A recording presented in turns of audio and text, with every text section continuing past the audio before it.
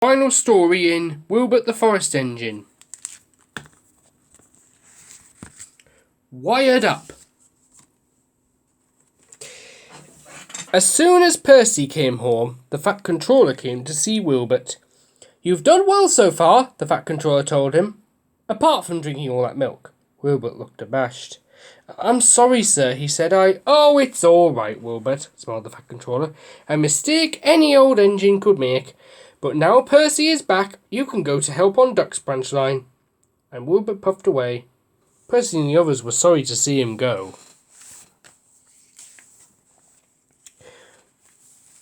Duck and Oliver made Wilbert feel very welcome. Duck let him travel in front of his next train so he could see what the line was like.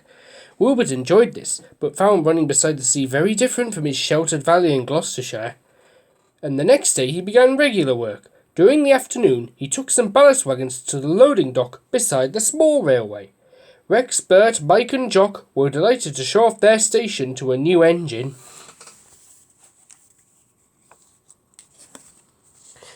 And like the other trucks on Thomas's branch line, those on Duck's line decided that they had better behave too. Donald and Douglas had kept them all in order, but Wilbert made sure they didn't forget what the twins had taught them. One day, Wilbert was at the ballast loader. As he tried to pull some full trucks away, there was a loud crack, and he shot suddenly backwards. The fireman got down to look. "The coupling gear on the wagon has pulled away," he said. "Now what?"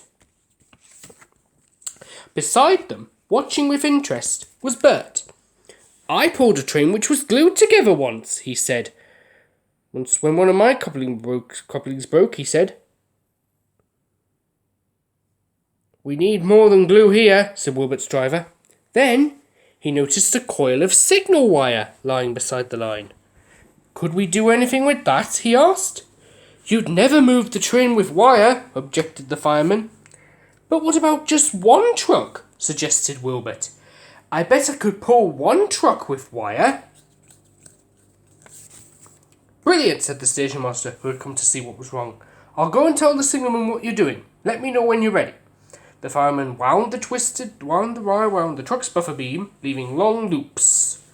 Then he twisted into a rope, making a small loop at the end which he fastened to Wilbert's coupling hook. A shunter uncoupled the front truck from the rest, and at last everything was ready. "Right, Wilbert," said his driver. "Gently now." "Look, Reverend W. Audrey on his nameplate. Funny, innit?" He opened the regulator very carefully, easing Wilbert slowly backwards. The wire tightened, stretched, and held. Slowly the truck followed Wilbert out of the siding, and he could then push it into another out of the way. Then he went back to his ballast train. And this time there was no more trouble, and he reached the big station, late but safely. By the end of his stay, the Fat Controller knew that an engine like Wilbert was exactly what he needed. "I am delighted, Wilbert," said the Fat Controller. "Please take our best wishes to your friends in the Forest of Dean. We hope your line there will be as successful as your work here."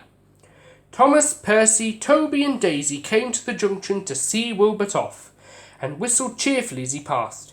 "Peep, peep," called Wilbert. "I've had a wonderful time, but I'm looking forward to getting home. Goodbye and thank you." And with a whistle, he rounded the curve and disappeared into the tunnel. Wasn't this a good book, everyone? I hope you enjoyed reading the stories as much as I did.